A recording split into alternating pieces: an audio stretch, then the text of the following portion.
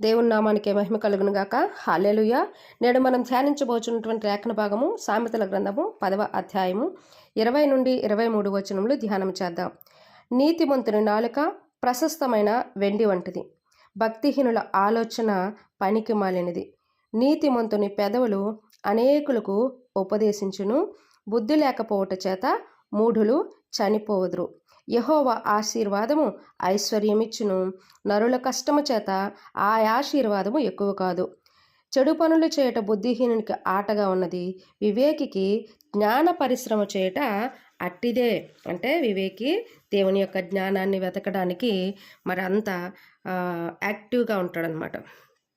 అది వాక్యంలోనికి వెళ్ళినట్లయితే దేవుని యొక్క జ్ఞానాన్ని అభ్యాసము చేస్తున్నటువంటి వారిని, దేవుని యొక్క జ్ఞానాన్ని అభ్యాసం చేయనటువంటి వారి గురించి ఈ వాక్యంలోనూ మనము చూస్తున్నాము. మనిషి ఆదియందు దేవునితో తన ఉనికిని కోల్పోయాడు, తన స్వంత చిత్తానికి లోబడ్డాడు, వారి నడతను చెరుపుకొని చెడుని అభ్యాసం చేసుకున్నాడు, దానిలోనే బ్రతుకుతున్నాడు. ప్రతి మనిషికి దేవుడు జ్ఞానాన్ని ఇచ్చాడు, ఏదో ఒక తలాంతుల్ని ఇచ్చాడు. ఎందుకంటే దేవుని ఇచ్చను తెలుసుకొని మరింత మందిని దేవునిలోనికి నడిపించుటకు ముందు నీకు తెలియాలి దేవుని యొక్క బలమేంటో, దేవుని యొక్క మనస్సు ఏంటో, ఆయన హృదయం ఏంటో నీకు అర్థం కావాలి. నీ పుట్టుకకు అర్థము అనేది ఏర్పడాలి. తద్వారా దేవుని హృదయం అర్థమవుతుంది. అంటే అర్థం చేసుకుంటాం దేవుని యొక్క మాటలు పరిశ్రమ చేయటం వలన.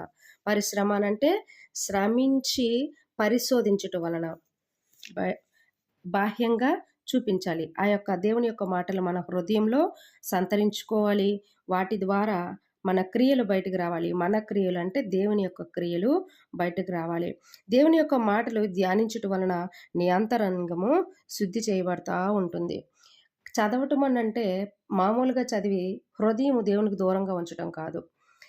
చదివి దానిని గ్రహిస్తూ మనసులోనికి తీసుకుంటూ నా లోపం ఏమైతే ఉందో ఆ లోపాలని సరిచేసుకుంటూ పరిశ్రమ చేయటం అన్నమాట. నీలో నుండి ఆ ప్రభావితం బయటకు రావాలంటే పరిశ్రమ అనేది జరగాలి. నీ క్రియలను బట్టి దేవుని నామానికి ప్రశంసించబడేలాగా, అంటే దేవుని నామాన్ని ప్రశంసించబడేలాగా మరి అక్కడ క్రియలు అనేది జరగాలి. చంకలో బైబిల్ పెట్టుకొని తల కింద బైబిల్ పెట్టుకోవడం వలన దేవుడు అర్థం కాడు. శరీరంతో పాపం చేసి నా మనసులో దేవుడు ఉన్నాడు, నేనంటే దేవునికి ఇష్టము అంటే కుదరదు. వినుట వలన విశ్వాసం కలుగుతుంది. దేవుడు వాక్యమై ఉన్నాడు, ఆయన ఏ రూపానికి సంబంధించినటువంటి వాడు కాడు.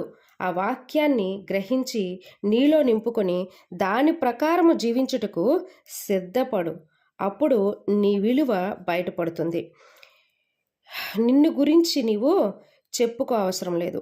నీలో దాగి ఉన్న దేవుని యొక్క మాటలు నీ ముందర వారితో మాట్లాడతాయి. నీ ముందర ఉన్నటువంటి వారితో అవే మాట్లాడతాయి, నిన్ను గురించి సాక్ష్యం ఇస్తాయి. దేవుని యొక్క మాటలు నిన్ను శుద్ధి చేస్తూ ఉంటే నీలో నుండి దేవుని వెలుగు బయలుపరచబడుతూ ఉంటుంది. మరి దేవుని యొక్క జ్ఞానాన్ని పరిశ్రమ చేసినటువంటి వ్యక్తి, పరిశ్రమ అనే మాట మనకి ఇక్కడ వాక్యంలో వాడబడింది, అందుకు పరిశ్రమను వాడుతున్నాను. కానీ దేవుని యొక్క వాక్యము ధ్యానించినటువంటి వ్యక్తి, దాన్ని అవలంబించుకున్నటువంటి వ్యక్తి తన అంతరంగము, తన క్రియలు, తన బాహ్య క్రియలు అన్నీ కూడా మార్పు చెంది దేవుని యొక్క క్రియల చేత సమాజంలో సంచరిస్తూ ఉంటాడనమాట. దానివలన అనేకులు చూసే, అనేకుల యొక్క ప్రేమని, అనేకుల యొక్క కష్టాన్ని, నష్టాన్ని, అంతేకాదు వాళ్ళు కీడు చేసిన సరే ఆ కీడుని కూడా సహిస్తూ ఓర్చుకుంటూ దేవుడు ఎలాగైతే అవకాశాన్ని ఇస్తూ ఉన్నాడో అలాంటి అవకాశాలను ఇస్తూ ముందుకి వెళతా ఉంటాడనమాట. అయితే దేవుని యొక్క జ్ఞానము నీలో ఆ యొక్క మార్పును తీసుకొస్తూ ఉంటే నీలో నుండి ఒక సువాసన అనేది వెదజల్లుతూ ఉంటుంది. ఆ సువాసన నలుగురిని నీ వైపు త్రిప్పేదిగా మారుతుంది. అలాగే మరి దేవుని యొక్క జ్ఞానం అభ్యాసం చేయనటువంటి వారు, దేవుని యొక్క మాటలకు లోబడినటువంటి వారు ఎవరైతే ఉన్నారో భక్తిహీనులు, ఆ భక్తిహీనులు లేదా బుద్ధి లేనటువంటి వారు ఉన్నారో వారిలో నుండి కంపు అనేది బయటకు వస్తుంది. అంటే చెడు క్రియలు అనేవి బయటకు వస్తూ ఉంటాయి. ఆ చెడు క్రియల వలన వారికే కాదు, వారి కుటుంబానికి కూడా చెడ్డ పేరు అనేది తీసుకొస్తూ ఉంటాయి. దేవుని మాటలు ఎప్పుడు కూడా మనిషిని తన రూపంలో, తన పోలికలో చేసుకున్నటువంటి దేవుడు మరి మనిషిని తనతో తనలా జీవించాలని ఆశపడతా ఉన్నాడు. దేవుని యొక్క హృదయం తెలియాలంటే దేవుని యొక్క మాటలతో నీ పరిశ్రమ అనేది చాలా అవసరము. దేవుని యొక్క మాటల చేత మరి ఆ అభ్యాసం చేసినటువంటి వ్యక్తి తన హృదయంలో నింపుకున్న దేవుని యొక్క మాటలు ఎవరితో మాట్లాడినా సరే దేవుని నీతినే ప్రకటిస్తూ ఉంటారు, దేవుని యొక్క మాటలనే ప్రకటిస్తూ ఉంటారు. ఎందుకంటే వారి క్రియల్లో కూడా అవే ఉంటాయి. తప్పులు చేసి నీవు తప్పు చేస్తున్నావు, నేను మంచి చేస్తున్నాను అని అంటే తప్పులు చేసి నన్ను ప్రశ్నించేవారు ఉండరా? కాబట్టి తప్పులు ఆ యొక్క వ్యక్తి తప్పులు చేయటానికి ఆస్కారం ఇవ్వడు. ఒకవేళ ఏమైనా బై మిస్టేక్ జరిగినప్పటికీ కూడా వాటిని సరి చేసుకుంటూ ముందుకు వెళ్తూ ఉంటాడు. క్షమాపణ అంటూ ఎప్పుడు కూడా కోరుకుంటూ ఉంటాడు దేవుడి దగ్గర. కాబట్టి ప్రతి ఒక్కరు కూడా దేవుని యొక్క జ్ఞానాన్ని అభ్యాసం చేయాలి. మరి దేవుని యొక్క జ్ఞానము, దేవుడు మనిషికి ఏదో ఒక తలాంతు ఇచ్చే ఉంటాడు. ఆ తలాంతు నీవు నీ పొట్టను పోషించుకుంటూ మరి అనేకులకు దేవుని వైపు తిప్పేదిగా మార్చబడాలి. అంతేగాని లోకంలో పడిపోయి లోకంలోనే ఉంటూ లోకం వైపే తిరుగుతూ నీవు ఉండిపోయేవనంటే నీవు బుద్ధిహీనుడువు. కష్టం కలిగిందని, నష్టం కలిగిందని దేవుడిని విడిచిపెట్టే వారిని ఏమంటారు? బుద్ధిహీనులు అంటారు. కష్టము నీకు ఈరోజు కావాలి అనేది నీకు ఇచ్చేస్తే దాని విలువ నీకేం తెలుస్తుంది? దాని విలువ నీకు తెలియదు కదా.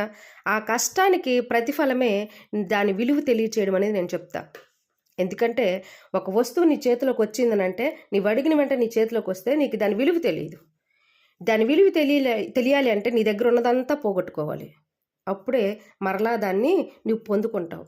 నీ కష్టం వల్ల నీవేదో సంపాదించుకున్నావని నువ్వు అనుకుంటున్నావేమో. ఈరోజు ముక్కు మూస్తే చాలు పోయే ప్రాణం అది. రెండో రోజుకు మర్చిపోతే మూడో రోజు కంపు కొట్టేస్తుంది.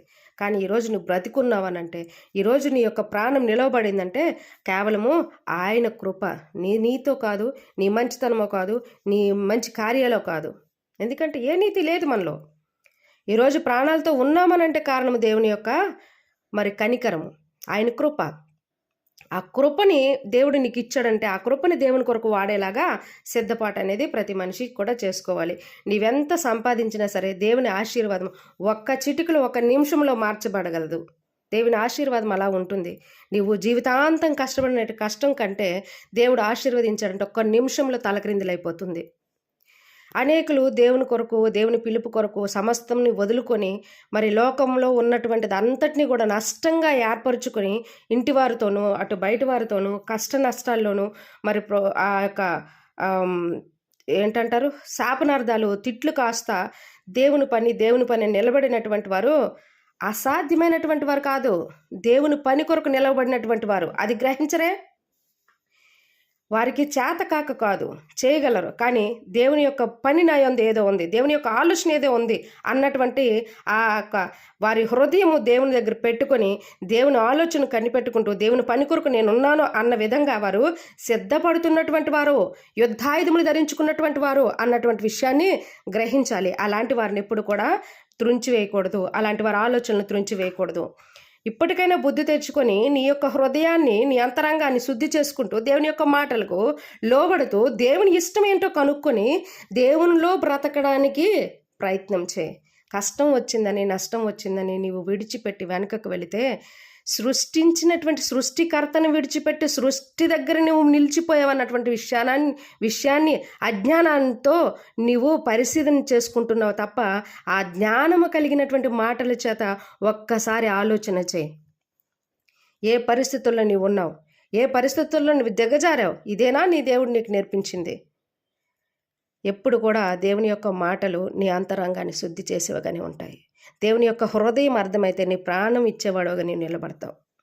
దేవుని యొక్క మనసు నీకు అర్థమైతే దేవుని కొరకు నీవు నిలవబడతావు. ఏ శ్రమ అయినా, ఏ కష్టమైనా, చావైనా, బ్రతికైనా దేవుడే అనుకుని నిలవబడతావు. నీవు దేనికి పనికి రావు అని చెప్పేసి ఇంటి వారు నీ మీద తిరగబడినా సరే దేవుడే నా ప్రాణము, దేవుని కొరకే నేను అనేలాగా నీవు నిలబడతావు. లోకంలో ఉన్నది ఏది కూడా నీకు విలువగా ఎంచబడదు. లోకంలో ఉన్న వారందరూ నీకు వ్యతిరేకులైపోతారు. లోకం నీకు విరోధిగా మారిపోతుంది. అయినప్పటికీ కూడా దేవుని యొక్క మాటల పరిశ్రమ చేసినటువంటి వాడు, దేవుని కొరకు బ్రతుకుతున్నటువంటి వాడు ఆ మాటలన్నింటినీ సహించుకుంటూ దేవుని వైపు చూసుకుంటూ ఓర్పు సహనంతో మరి దేవుని యొక్క ఆ ప్రశస్తమైనటువంటి దేవుని యొక్క ఆ యొక్క ఆలోచన నెరవేర్చబడుటకై ఎదురు చూస్తూ ఉంటాడు. నీ కొరకు దేవుని యొక్క ఆలోచన ఉంది. నీలో నుండి దేవుడు ఏదో చేయాలనుకుంటున్నాడు. ఇప్పటికైనా కనులు తెరిచి దేవుని యొక్క ఉద్దేశాన్ని ఎరుగు. భక్తిహీనుల వలె బుద్ధిహీనుల వలె ఉండకుండా దేవుని యొక్క మాటల చేత నీ హృదయాన్ని కట్టుకో. ప్రార్థన చేద్దాం అట్టి రీతిగా మనం నడిపించబడేలాగా.